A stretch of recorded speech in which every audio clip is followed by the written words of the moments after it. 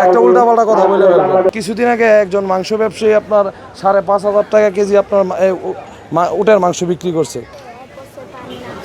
এখন উটগুলোকে আসলে দৈনিক লালন পালন করতে কত টাকার মতো খরচ হয়? এটা ভাই অনেক টাকা খরচ। এগুলি বললে আসলে অনেকে এটা নিয়ে আবার কন্ট্রোভার্সিতে চলে যাবে, কারণ যার যে বিষয় সম্পর্কে ধারণা নাই, বাস্তব জ্ঞান থাকতে হইব।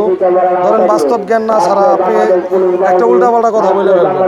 অনেক আপনি দেখেন যেই খেজুর সৌদি আরব থেকে বাংলাদেশে 100 টাকা কেজিতে কিনে আনে 600 টাকা কেজিতে বিক্রি করে। তো ওইটা নিয়ে কিন্তু কারো মাথা ব্যথা নেই।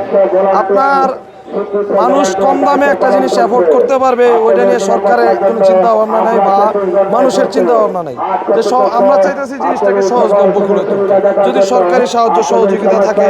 আপনি দেখেন গত 15 বছর আগেও গাবতলী হাটে 15 লক্ষ টাকায় উট বিক্রি হয়েছে। এখন আরো 15 বছরে সবকিছুর দামই কিন্তু 15 গুণ না, কয়েক গুণ, প্রায় 50 থেকে 100 গুণ বৃদ্ধি পেয়েছে। পাইছি কিনা, যৌক্তিক কিনা কথা। এখন আমরা যে 24-25 লক্ষ টাকায় উট বিক্রি করছে, এটা কি আকাশ ছোঁয়া দাম চাইছি? আর আপনি দেখেন একটা, এই যে কিছুদিন আগে একজন মাংস ব্যবসায়ী আপনার 5,500 টাকা কেজি আপনার উটের মাংস বিক্রি করছে কাইটা। তো একজন কসাইয়ের কাছ থেকে কিন্তু সবাই একটু রিজনেবল চায় বা তারা রিজনেবলই দেয়, ঠিক আছে, কারণ কসাইয়ের খরচটা কম। একজন খামারের সাথে কসাইয়ের তফাৎটা কোথায়?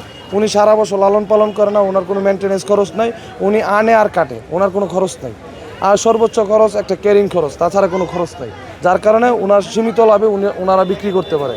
আর আমাদের দেখা গেছে এই যে ভাই উটগুলি আমরা কষাই থেকেও কমে দিতেছি।